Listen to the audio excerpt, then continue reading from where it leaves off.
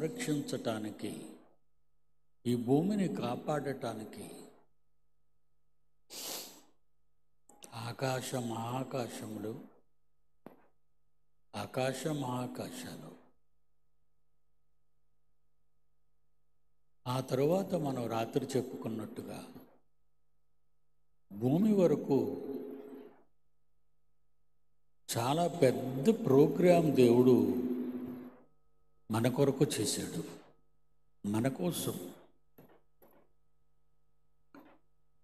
తన పిల్లలైన మనుష్యులు చల్లగా ప్రకృతి ఒడిలో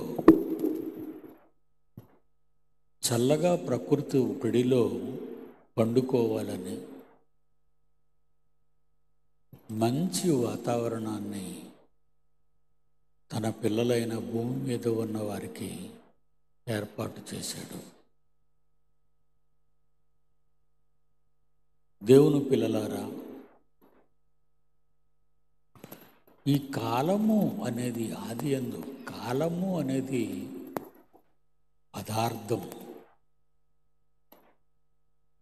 కనబడలేనంత మాత్రాన్న పదార్థం కాదు అని ఎవరు అనుకోకండి. కాలం అన్నది పదార్థం, భూమి ఆకాశములు అన్నది పదార్థం, చీకటి పదార్థం, వెలుగు పదార్థం. ఈ పదార్థాలన్నిటినీ మనుష్యుడు సుఖశాంతములతో భూమి మీద జీవించాలి అని, మంచి ఆనందకరమైన జీవితాన్ని మనిషికి ఇచ్చాడు. సుమారు 1000 సంవత్సరాలు ప్రారంభ కాలంలో మనుష్యుని భూమి మీద చూడాలి అనుకున్నాడు. దేవుడు చాలా మంచివాడండి. మా ఆయుష్ కాలాన్ని మనమే పాడు చేసుకున్నాం. ఆదాము నుండి ఎంతోమంది పూర్వీకులు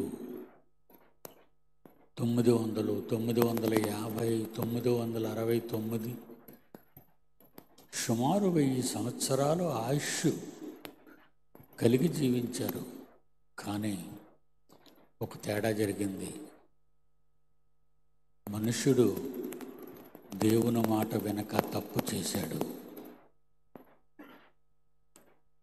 మనుష్యుడు దేవుని మాట వెనక తప్పు చేశాడు. అప్పుడు ఒక నిర్ణయం తీసుకున్నాడు. ఈ మనుష్యులందరినీ భూమి మీద నుండి తొలగించాలి. వీళ్ళున్నది నాకు అశాంతి కలుగజేయడానికే ఉన్నారు తప్ప నన్ను సంతోషపెట్టేవారు, నా ఇష్ట ప్రకారంగా నడిచేవారు లేరు. జలప్రళయానికి ముందు ప్రపంచ మానవాళిని చూసినప్పుడు కోటానుకోట్ల ఈ మనుష్యులలో దేవునికి ఇష్టడుగా జీవించిన వాడు నోవహు ఒక్కడే సుమా. నోవహు ఒక్కడే. నోవహుని పిలిచాడు. ప్రపంచాన్ని, మానవాళ్ళని, సకల కోటి జీవరాశుల్ని తుడిచేస్తానిక. ఈ మనుష్యులు శృతి తప్పి బ్రతుకుతున్నారు, గీత దాటి తప్పు చేస్తున్నారు. నా పిల్లలు ఇలా చెడిపోవటం నేను తట్టుకోలేకపోతున్నాను. మోషే, క్షమించండి నోవహు, నువ్వు వీళ్ళ కొరకు ఒక పెద్ద ఓడ నిర్మాణం చెయ్యాలని చెప్పి ఓడను నిర్మించిన తర్వాత ఓడలోనికి 80 మనుష్యులను మాత్రమే తీసుకోగలిగాడు నోవహు. అయినా అందులో నోవహే గట్టివాడు. ఇతను బట్టి అతని కుటుంబం కాపాడబడిందే తప్ప నోవహు మంచివాడు గనుక అతని భార్యని, అతని కొడుకుల్ని, కోడళ్ళని ఓడ ఎక్కిపోమన్నాడు. అదే ప్రపంచ జలమయమైపోయింది. 40 రాత్రింబగళ్ళు ఎడతెరిపి లేకుండా ఆకాశము నుండి నీటిని దించాడు. భూమి మీద ఉన్న నీటిని బయటికి రమ్మన్నాడు. అవన్నీ వచ్చి మనుషులందరినీ చంపేశాడు దేవుడు. ఎంత ప్రేమ గలవాడో అంత కోప్పడతాడు ఆయన. చాలా కోపం ఆయనకి. మన తండ్రికి మనం ఇష్టం లేని పని ఏది చేసినా వాళ్ళు కోపపడటం అనేది వారి లక్షణం. ఎందుకంటే ఏ తండ్రి తన పిల్లలను నాశనం చేయడు, నాశనాన్ని కోరుకోడు. కానీ వీళ్ళు అలా చేశారు. ఇకపోతే మన పాఠంలోకి వెళితే ఇవన్నీ కూడా కనబడుతున్నాయి, కనబడని వాటి నుండి వచ్చాయి అని మనం తెలుసుకోవాలి. విశ్వంలో లేదంటే ఆకాశ మహాకాశాల్లో తన పిల్లలందరినీ గొప్పవారినిగా చూడాలని ఆది కాలము నుండి ఇష్టపడుతున్నాడు దేవుడు. కానీ మరి ఎందుకు దేవుడికి కోపం కలిగించారు అంటే వాళ్ళ అవిధేయత వలన దేవునికి దూరం అయ్యారు, దేవుని కోపాగ్నికి దొరికారు, దేవుడు వాళ్ళని నాశనం చేశాడు. అలాగే ఒక లోతు సుధమ గుమర్రాల మీద పడినటువంటి అగ్నిగంధకాలతో కూడిన మరి ఆ భయంకరమైన పరిస్థితి మీకు తెలుసు. రాజ్యాలే కూల్చాడు, పట్టణాలే కాల్చాడు, తన కోపాన్ని చూపించాడు, తన ఉగ్రరూపం అది. ఈరోజు ప్రత్యక్షంగా ప్రపంచ పటంలో దేవుడు లేడు అనుకొని తమ లోకానికి సరిపోయే తమ శరీర ఆశలు కోరికలు నెరవేర్చుకుంటూ బాహాటంగా భయంకరమైన స్థితిలో పెరుగుతున్న అమెరికాను శిక్షించాడు. అగ్నిశీలలో రగిలిపోయి హాలీవుడ్ స్టూడియోనే కాల్చేశాడు. వాళ్ళ ఆస్కార్ అవార్డులు ఇచ్చే ఆడిటోరియంను కాల్చేశాడు, వాళ్ళ ఇల్లు కాల్చేశాడు. దేవుని పిల్లలారా, అంత కోపమున్న దేవుని పట్ల నువ్వు ఎలాగా ప్రవర్తిస్తున్నావు? కొంచెం సౌండ్ ఈయనైనా సడన్గా డౌన్ అయింది. సృజించిన సౌండ్ పెట్టిన ఆయన చాలు. తాను సృజించిన ప్రకృతిని బడబాగ్నితో తగలబెట్టాడు, వరదలతో ముంచుతున్నాడు. ఈరోజు కూడా ప్రపంచానికి అదే జరుగుతుంది. ఆయన పనిష్మెంట్ ప్రసాదిస్తున్నాడు లోకానికి.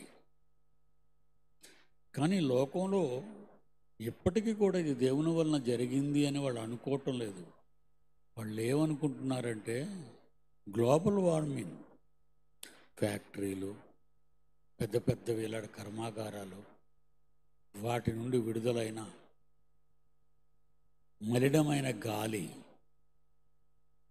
మలినమైన గాలి, రసాయనాలతో కలిసిన గాలి ప్రపంచాన్ని చుట్టుముట్టి ప్రపంచ గతులను మార్చేసింది, ప్రపంచ స్థితిని మార్చేసింది అని వాళ్ళు అనుకుంటున్నారు. మా ఫ్యాక్టరీలలో నుంచి వచ్చినటువంటి ఈ భయంకరమైనటువంటి వాయువుల వల్లనే ఈ సృష్టి పాడైపోయింది అనుకుంటున్నారే తప్ప ఇది దేవుని వలన జరుగుతుంది అని వాళ్ళు అనుకోవటం లేదు. మరి ఎప్పుడు అనుకుంటారు? ఎప్పటికీ అనుకోరు. అది మాత్రం మీరు నోట్ చేసుకోండి. ఇంకెప్పటికీ ఎంతమంది బోధకులు వచ్చినా, ఎన్ని దేవుడు శిక్షలు వీళ్ళ మీద అమలు చేసినా వాళ్ళు మారరు. ఇక తగలబెడుతుంటే చూడడమే, ముంచేస్తుంటే చూడడమే తప్ప దీనికి వెసులుబాటు అనేది లేకపోతే ఈ ఆపేసే లక్షణాలు కలిగిన ప్రపంచాన్ని సృష్టిద్దాం అనుకుంటే మాత్రం అది వాళ్ళకి తగని పని. అది వాళ్ళకి తగని పని. ఎందుకంటే భూమి ప్రాబ్లంలో చిక్కిందా అంటే ఆకాశం మహాకాశాలు కూడా చిక్కులో పడతాయి. జాగ్రత్తగా వినాలి. భూమి కష్టాల్లో పడింది, భూమి నాశనానికి పరిగెడుతుంది అని మీరు అనుకుంటే భూమి ఒక్కటే నాశనం అవుతుందని ప్రపంచ శాస్త్రవేత్తలు అనుకొని భూమిలాంటి మరో గ్రహం ప్రకృతిలో ఉందని అనేక సార్లు ఇలాంటి తీపి కబుర్లు అమాయక ప్రపంచానికి చెప్పి, అయితే అక్కడికి వెళ్ళే ప్రయత్నాలు ఏవైనా ఉన్నాయని చాలా ప్రయోగాలు చేస్తున్నారు. దేవుని పిల్లలారా, ఆకాశంలో నీళ్లున్నాయి, రైటే. అది 1994లోనే బైబిల్లో నుంచి తీసి వాళ్ళకి చదివి వినిపించాను. ఆకాశంలో ఆకాశ గంగ. ఆ నీలంగా ఉన్న రంగు ఏంటో తెలుసా? అది నీటి రంగు, సముద్రాల రంగు. అంటే అక్కడ కూడా సముద్రాలు ఉన్నాయా? ఉన్నాయి. మహాసముద్రాలు ఉన్నాయి, మహాసముద్రాలు ఉన్నాయి. మీరు గమనించారో లేదో, జలప్రళయానికి ఒక మాట అన్నాడు ఆయన, ఆకాశపు తూండ్లు విప్పబడెను. ఇది భూమిని అంతా ముంచేయాలంటే మరి అడిషనల్ వాటర్ కావాలి. కీర్తనల గ్రంథం 148వ అధ్యాయం 4వ వచనం.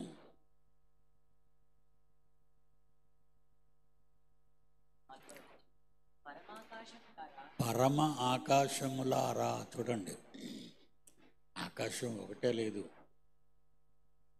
పరమ ఆకాశములారా. ఆకాశము పైనున్న, ఆకాశముల పైనున్న జలములారా. మీరు సముద్రాన్ని చూస్తే దడ పుట్టుకుంటుంది,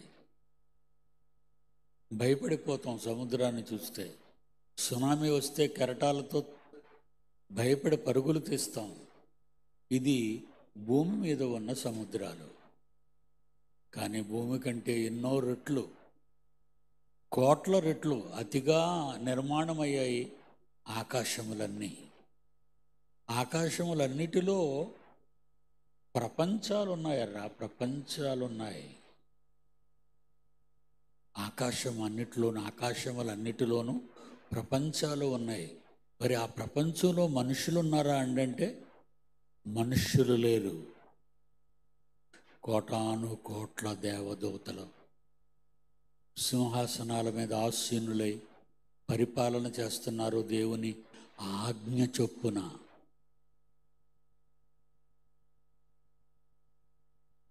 దేవుని పిల్లలారా, ఈ విషయం మనకు కన్ఫామ్గా తెలియాలనుకుంటే హెబ్రీయులకు రాసిన పత్రిక 11వ అధ్యాయము ప్రారంభం నుండి చూద్దాం. హెబ్రీయులకు రాసిన పత్రిక 11వ అధ్యాయము మొదటి నుంచి. విశ్వాసము అది మనకే ఉంది, ప్రపంచంలో ఎవరికి లేదు. మీకు విశ్వాసం ఉండబట్టే నేను చెప్పిన మాటలు నమ్ముతున్నారు. నాకు విశ్వాసం ఉండబట్టే బైబిల్లో రాయబడినవన్నీ నమ్ముతున్నాను. నమ్మకపోతే దేవునికి ఇష్టలై ఉండుట అసాధ్యం. నమ్మకుండా దేవునికి ఇష్టలై మనం ఉండలేము. నమ్మితేనే దేవునికి ఇష్టలుగా ఉండగలం. కనుక ఈ విషయంలో మనం ఆలోచిస్తే విశ్వాసమును బట్టి, విశ్వాసమును అన్నది నిరీక్షింపబడు వాటి యొక్క నిజ స్వరూపము. ఆకాశములున్నవా? నిరీక్షణ కలిగిన మేము నమ్ముతున్నాం.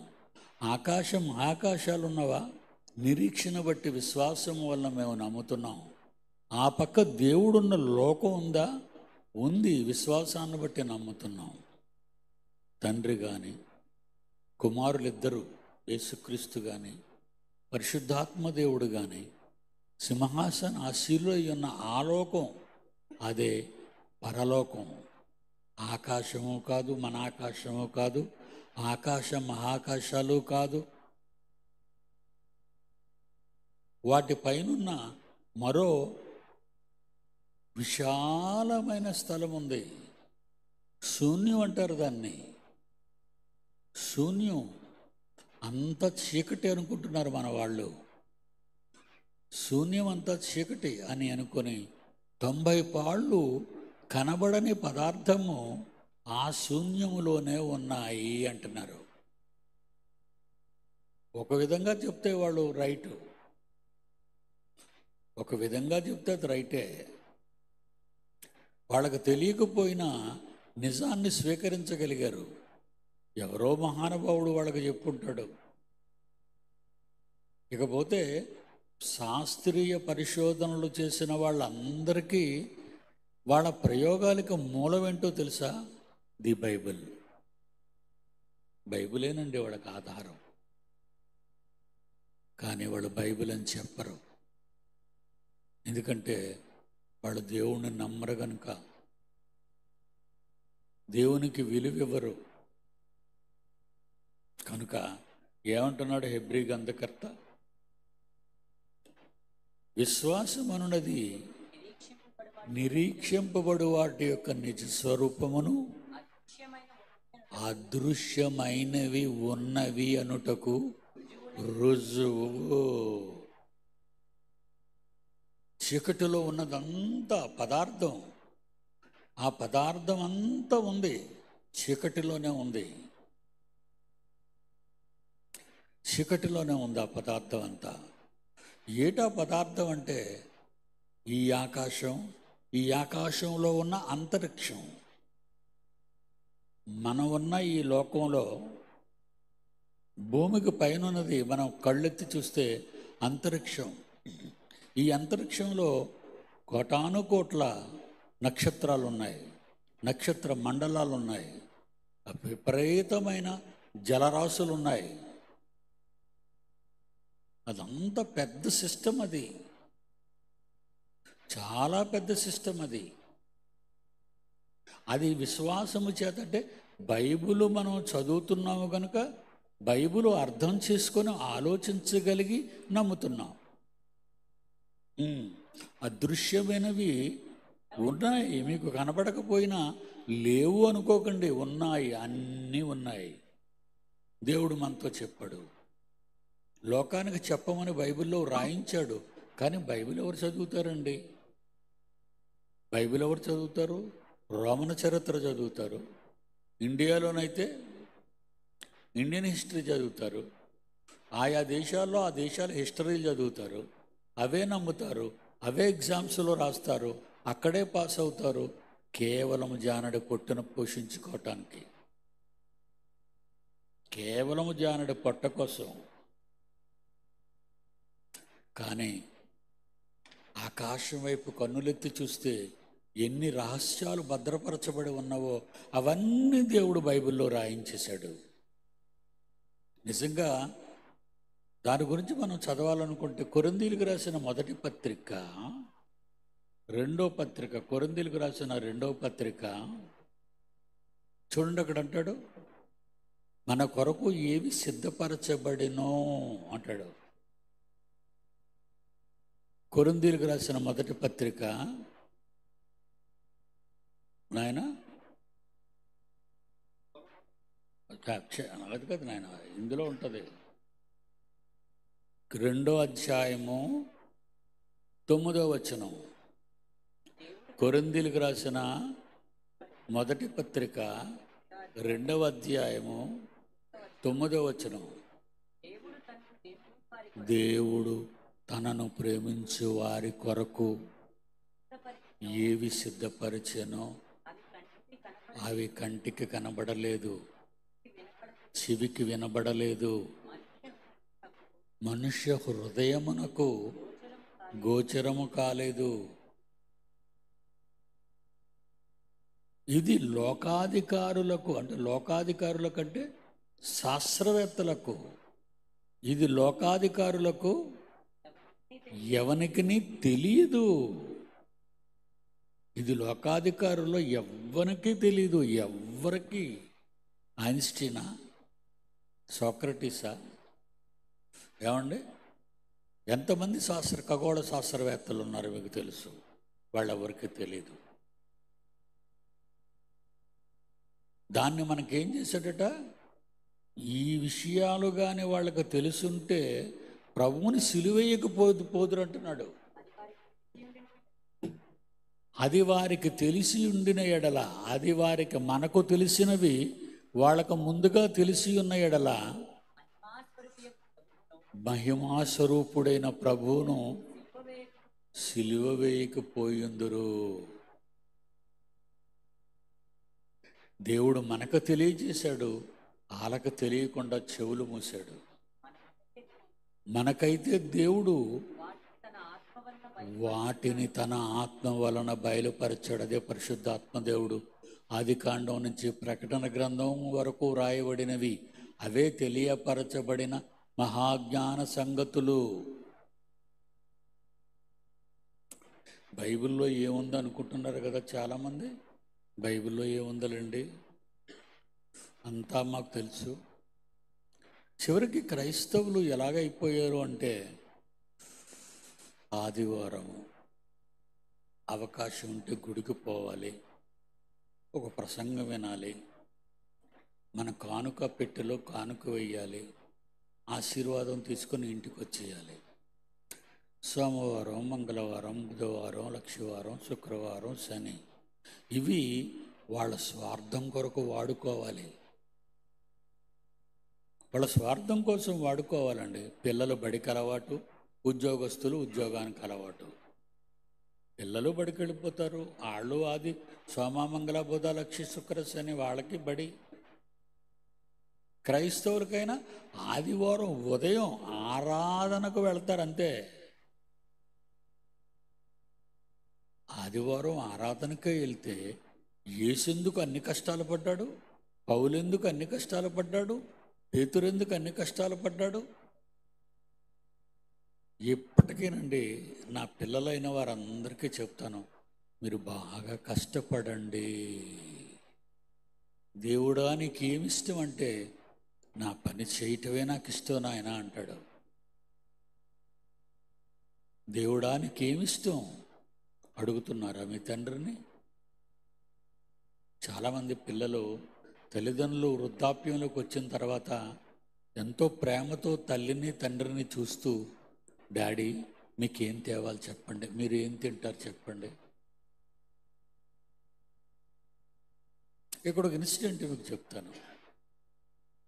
మరి కుమారుడు ఏదో బట్టలు లేకపోతే స్వీట్లు పిల్లలకి ఇంట్లో ఏమైనా వస్తువులు కొనుక్కొని వచ్చాడు అనుకోండి. ఆ కుర్రవాడు తాలూకా తల్లిదండ్రులు వృద్ధులు కదా, వాళ్ళు నీ చేతులు చూస్తారు. మీ చేతులు చూసి నువ్వు ఆ వస్తువులు అలాగా ఇంట్లోకి తీసుకెళ్ళిపోయి నీ భార్యకు నీ పిల్లలకు ఇస్తే వాళ్ళ మనస్సు ఎలా ఉంటుందో ఒకసారి చెప్పండి. ఒరే 9 నెలలు నా గర్భాన్ని ఉంచుకొని నిన్ను కన్నానే, నువ్వు ప్రయోజకుడు కావాలని నిన్ను బుద్ధిమంతుడిగా తీర్చిదిద్దానే, ఇన్ని చేసినా నాకేం తెచ్చావురా? అంతేనండి. నాన్న భోజనానికి రండి అని ఒకవేళ కొడుకు కానీ కోడలు కానీ పిలిస్తే తింటానులే అమ్మా అంటారు. అంటే బాధపడిపోతున్నారు వాళ్ళు, అంతర్గతంగా బాధపడిపోతున్నారు, నాకు నా కొడుకు ఏం తేలేదని. అంతేనా? అలాగే నా చిన్నప్పుడు కొన్ని మాటలు చెప్పుకునేవారు. జీతం అందుకొని కుమారుడు ఇంటికి వస్తే తల్లి కడుపు చూస్తుందట, వీడి కడుపులో ఏమి తిన్నాడా లేదా అని. భార్య వీపు చూస్తుందట, ఏం మోసుకొచ్చాడు మా కోసం అని. భార్య వీపు చూస్తుందట, కన్న తల్లి కడుపు చూస్తుందట. తన కడుపులో పడే కన్న తల్లి కడుపు చూస్తుందట, తన కడుపులోనే కదా పెంచింది తల్లి. ఏమండి, మనుషులుగా పుట్టిన మనలోనే ఇన్ని సమస్యలు ఉంటే దేవునికే పిల్లలుగా పుట్టిన మన పరిస్థితి ఏంటి చెప్పండి? ఒక్కడు కాకపోతే ఒక్కడైనా దేవుని కొరకు కష్టపడి పని చేస్తున్నారా? అందుకే నా పిల్లలందరికీ అండి కష్టం అంటే ఏంటో నేర్పించాను. కష్టం అంటే ఏంటో, ఇది కష్టం. ఆడపిల్లలు చూడండి, ఆడపిల్లలు కానీ మగపిల్లలు కానీ ఆ జైశాలి ఆడిటోరియం ఇంచుమించు అన్ని జిల్లాల నుంచి పిల్లలు వచ్చారండి పని చేయటానికి. ఇక్కడికి డైరెక్టర్స్ వచ్చి, డిప్యూటీ డైరెక్టర్స్ వచ్చారండి, అడిషనల్ డిప్యూటీ డైరెక్టర్స్ వచ్చారండి, ప్రిన్సిపాల్స్ వచ్చారండి. వాళ్ళందరూ వచ్చి పని చేశారు. చాలామంది పిల్లలు పనిచేశారు. ఇప్పుడు దానికి ఉన్న ఎలివేషన్ చూడండి, చాలా భారీ ఎత్తున చేసాం. అది మరి ఇద్దరు పిల్లలు ఒంగోలు పిల్లలు వచ్చి, నాయన చినగంజామ నుంచి వచ్చేవాళ్ళు శేషయ్య, ఆయన సమకాలికుడు ఒక ఆయన, వీళ్ళిద్దరూ వచ్చి ఆ ఫోటో చూసారంటే, ముందు ఫోటో డిజైన్ కదండి, ఫోటో చూసి డాడీ మేము చేసేస్తాం. అంత ఎత్తులోకి వెళ్ళండి వాళ్ళు, అంత ఎత్తులోకి వెళ్ళి నిజంగా ఫ్రేమ్ కట్టుకుంటూ అద్దాలు బిగించుకుంటూ దిగుతుంటే నాకే భయంగా ఉండేదండి. పిల్లలకి ఏమైనా కాలు జారితే కింద పడితే విరిగిపోతాయండి, కాళ్ళు చేతులు విరిగిపోతాయి, తలకు తగిలితే చచ్చిపోతారు. ప్రతిరోజు వాళ్ళ కోసం, నా పిల్లలందరి కొరకు నేను అలా ప్రార్థన చేస్తూనే ఉండేవాడిని అండి. తండ్రి, నీ పిల్లలకు నీ పని చేయటం నేర్పిస్తున్నాను. నువ్వు ప్రపంచంలో 800 కోట్ల మంది ప్రజల్లో ఎవరి కష్టమైనా మీకు లేకపోతే, నా పిల్లలు, నీ పిల్లలు నీకు కష్టాన్ని చూపిస్తారు అని నా పిల్లల చేత చేయించానండి. ఆడపిల్లలు చూడండి, వాళ్ళు ఎలాగా మోసారండి, వాడిని పారలు పట్టుకొని, గుణపాలు పట్టుకొని. నేను జాయింట్ డైరెక్టర్ అని ప్రసన్నబాబు అనుకున్నారండి, లేదు, గుణపం పట్టుకొని ఎండలో ఒంగుని తవ్వుతున్నాడు. నిజమండి, దేవుని కొరకు చేసేది దేవుడు చూస్తాడు. యేసుక్రీస్తు వారిని కొడుతూ సిలువకు తీసుకెళ్తున్నప్పుడు తండ్రి కన్నీరు కారుస్తాడండి. మరి చావకపోతే ఎలాగైనా ఇన్ని కోట్ల మంది రక్షణ పొందాలి అంటే, ఇన్ని కోట్ల మంది పాపాలకి పోవాలి అంటే, పరిశుద్ధపరచబడాలి అంటే తన కొడుకు చావాలి. అంటే ఇంతమంది పిల్లల కొరకు పరలోకంలో తన కొరకు పుట్టిన తన కొడుకును చంపుకుంటాడా ఏ తండ్రి అయినా? ఇది ఎక్కడ కనపడుతుంది మనకి? అబ్రహాము దగ్గర కనపడుతుంది. ఇవన్నీ ఎందుకు నేర్పించాడు మనకి? మన పూర్వీకుల చరిత్ర మన ముందు ఎందుకు పెట్టాడు అనుకుంటున్నారు మీరు? అవి చూసి నేర్చుకోండి, అవి చూసి నేర్చుకోండి. లోతు, ఆ 2 పట్టణాలు వ్యభిచార కేంద్రాలుగా మారిపోయాయి. మనసు గాయపరుచుకున్నాడు లోతు. వాళ్ళని చూసి తన హృదయమందు బాధపడేవాడట. ఏంటి తండ్రి ఇది ఇలా జరుగుతుంది? అందరినీ చూస్తాడు దేవుడు, మీలో అందరినీ చూస్తాడు, కుటుంబంలో అందరినీ చూస్తాడు. ఎవరు నా కొరకు కష్టపడేవాళ్ళు? ప్రవక్తలు సుఖపడ్డారా? రాజులు సుఖపడ్డారా? చూడండి చరిత్రలో, మొదటి రాజులు కానీ, రెండో రాజులు కానీ, మొదటి దినవృత్తాంతాలు కానీ, రెండవ దినవృత్తాంతాలు కానీ, ప్రవక్తల గ్రంథాలు కానీ, ప్రవక్తలు కానీ ఎవరండి సుఖపడ్డారు దేవుని కొరకు బ్రతికేవాళ్ళు? ఎవ్వరు సుఖపడలేదండి. ఆయన సుఖపడనివ్వడండి. ఎందుకంటే సుఖపడేది ఈ లోకంలో కాదు, ఏమీ లేని పాపిష్టి లోకంలో సుఖపడాలని కోరుకుంటున్నవే నువ్వు. నీ ఆయుష్కాలం కేవలం 60, 70, ఆరోగ్యం ఎక్కువగా ఉంటే 80. ఒక దేవుని పిల్లలారా, నీ ఊపిరి ఒక్క క్షణం. శరీరాన్ని, అవయవాల్ని ఎంతమంది ఇవ్వగలుగుతున్నారు దేవునికి? దేవుని పిల్లలారా, కనుక ఈరోజు మంచి లక్షణాలంటూ మనుష్యులలో ఎవరిలోనైనా కనబడితే అది దేవునిలో ఉన్నవని మాత్రం మర్చిపోకండి. నీలో ఉన్న నీ మంచితనం అది దేవుని నుండి నువ్వు సొంతం చేసుకున్నావు. దేవునిలో ఉందది, అందుకే నీకొచ్చింది. దేవుడా, నా పిల్లలు నా మాట వినలేదు అని ఒకవేళ నువ్వు దేవుడితో చెప్పినా ఆయనకు ఏ పని చెయ్యక ఆయనతో నువ్వు కంప్లైంట్ ఇచ్చినా నా పిల్లలు నా మాట వింటం లేదని, నువ్వు మాత్రం నా మాట విన్నావా నాయన అని దేవుడు అడుగుతాడు. నువ్వు విన్నావా? నీ కొరకు ఈ విశాలమును, ఆ విశాలములో శూన్యమును, ఆ శూన్యములో దేవుని గవర్నమెంట్ను పెట్టాడు. దేవుడు రాజ్యాంగాన్ని పెట్టాడు.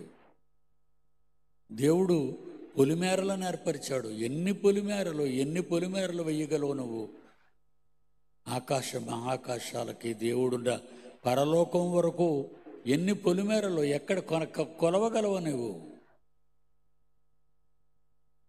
ఎప్పటికైనా భూమి ఏదో అయిపోద్దని, ఏదో గ్రహాలలో మనం నివసిద్దామని కుబేరులైన వారు, కోటీశ్వరులైన వారు, ప్రపంచంలో శాస్త్రవేత్తలు అలన్ మస్కీ అనేటటువంటి ఒక యూదుడు ఈ భయంకరమైనటువంటి ఈ ప్లాన్లు ఇచ్చి మనం అంతరిక్షంలోకి వెళ్ళిపోదాం, అక్కడ నేను హోటల్స్ కడతాను, క్వార్టర్స్ కడతాను, పంటలు పండించుకోవచ్చు అని లేనిపోనివన్నీ చెప్తున్నాడు.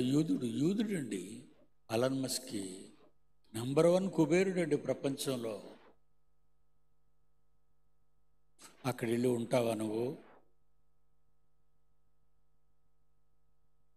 పైనున్న సిస్టమ్ అంతటికి పొలిమేరలు ఎక్కడున్నాయని చెప్పాడో తెలుసండి దేవుడు.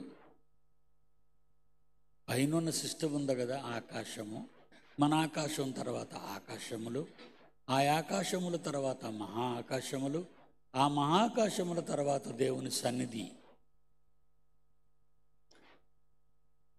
ఆమోసు గ్రంథము 9వ అధ్యాయము 6వ వచనం. ఆమోసు గ్రంథము అందరూ తీసి చూడండి.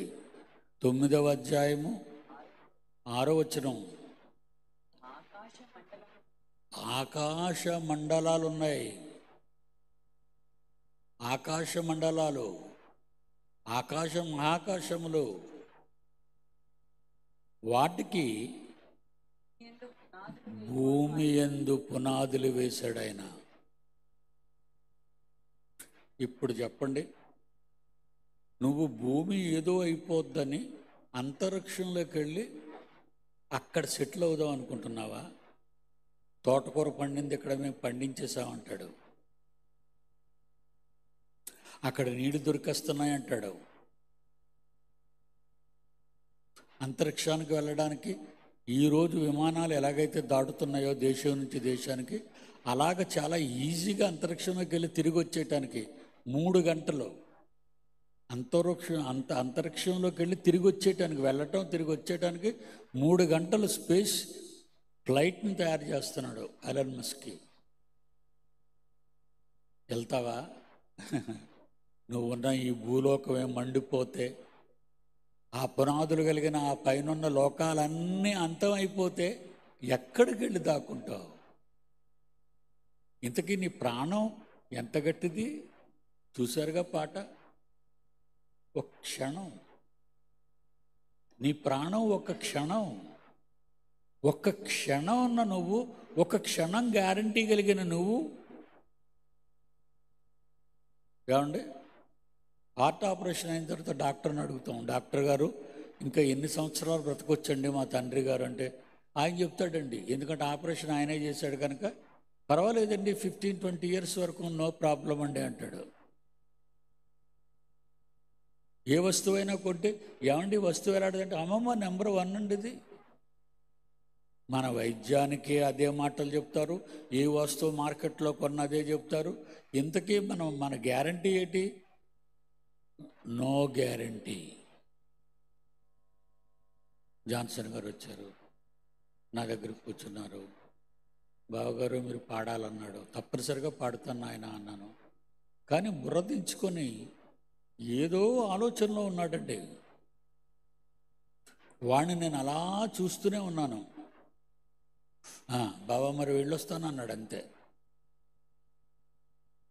శవం దిగింది కిందకి. 3వ అంతస్తు నుండి శవాన్ని మోసుకొచ్చారు పిల్లలు. ఎంతసేపు ఉంటావు?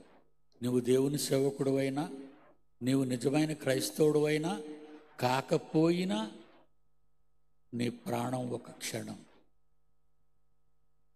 కనుక అంతరిక్షం అంతటికీ కూడా, అంతరిక్షం అనేది భూమిలోనే ఉంటుంది. గమనించండి నా టైటిల్లో. అంతరిక్షము మన ఆకాశంలో ఉంది, శూన్యము దానిపైన ఉన్నదంతా మహాకాశాలు ఇవన్నీ కూడా శూన్యంలోనే. కనబడని పదార్థము, కనబడని పదార్థం, అది కనబడదు. ఈ మానవనేత్రకు అస్సలు కనబడదు. దేవుని పిల్లలారా, ఎన్నో ఆశలు పడి మనం పుట్టకముందు ఎంత భారీ నిర్మాణం చేశాడో కోటాను కోట్ల దేవదూతలు అడగరా అండి?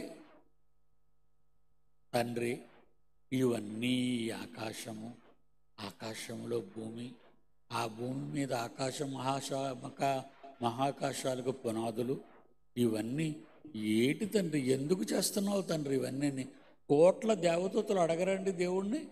సేవకులు అడగరా? అయ్యగారు ఎలాంటి ఇల్లు కడుతున్నారు అని మన ఇంట్లో పనిచేసేవాళ్ళు అడగరా మనల్ని? అప్పుడు ఆయన ఏం చెప్పుంటాడు? ఆయన ఏం చెప్పుంటాడు? నా పిల్లల కోసం, నేను కన్న నా పిల్లల కోసం, ఐ లవ్ దెమ్, నేను వాళ్ళు ప్రేమిస్తున్నాను. అప్పుడు మనం ఎక్కడున్నాం? ఆ మాట చెప్పేసరికి దేవదూతలతో తండ్రి గర్భములో ఉన్నాము. కోట్ల మంది, ఇంకా రాబోయే కోటాను కోట్ల మంది, ఎంతమంది పుట్టుకొచ్చినా ఆదాము ద్వారా వీళ్ళందరూ దేవుని గర్భంలో నుండి ఆదాములోకి వచ్చేసారు. ఇది మర్చిపోకండి.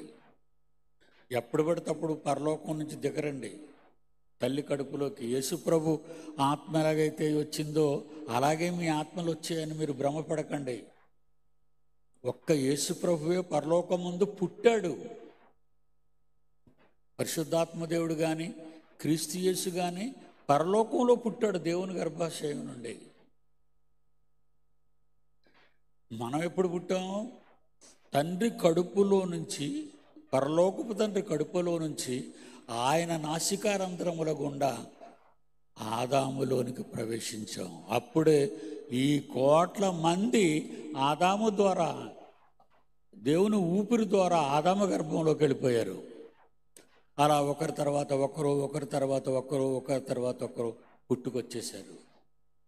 వచ్చిన తర్వాత ఇంత పండగ చేసుకున్న దేవుడు తప్పిపోయిన కొడుకు వస్తే ఎంత పండగ చేసుకున్నాడండి?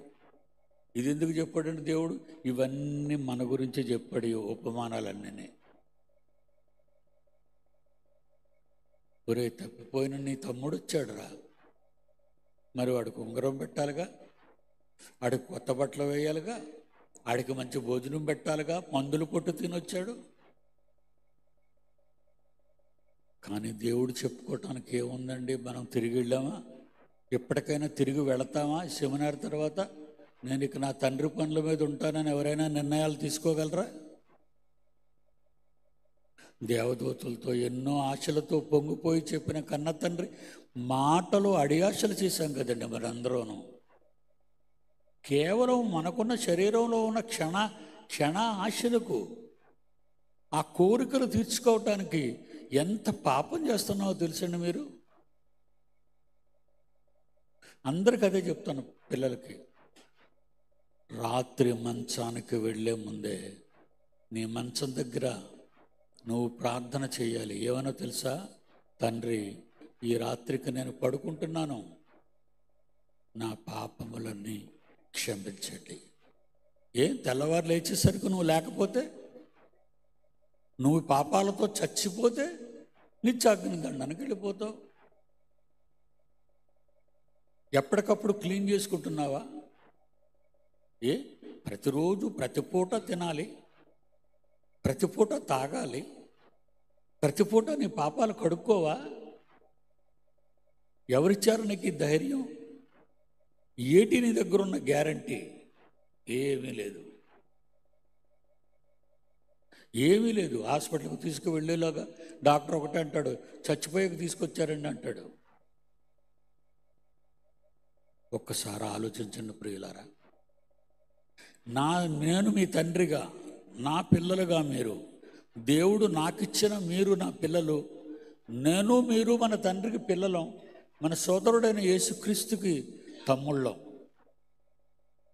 పరిశుద్ధాత్మ దేవుని సన్నిధి లాంటి హృదయాన్ని కలిగి లోనకొచ్చాడు బాప్తిసం పొందగానే. మనం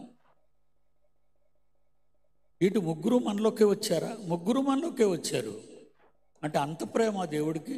ఎంత ప్రేమ, ఎంతో ప్రేమ. దేవుని సన్నిధిలో నిలబడిన రోజున, నీకంటే ఎక్కువగా నా కొడుకులు నీకు సేవకులుగా పంపించాను. యేసైతే 33 కానీ పరిశుద్ధాత్మ దేవుడు 2025 సంవత్సరాలుగా భూమి మీద మనుష్యుల ఘోరాలను చూస్తూ సహించుకొని ఏడుస్తూ బ్రతుకుతున్నాడు, ఉచ్చరింప సఖ్యము కాని మూలుగులతో. ఎందుకు ఏడవాలి పరిశుద్ధాత్మ దేవుడు అలాగా? ఎందుకు బాధపడాలి క్రీస్తు ప్రభు అలాగా? ఎందుకు కన్నతండ్రి కన్నీటిమయంలో మునిగిపోవాలి? దావీదు అంటాడు, నా కన్నీటిలో నా పడక తేలిందంటున్నాడు. అంత కన్నీరు కార్చాడా?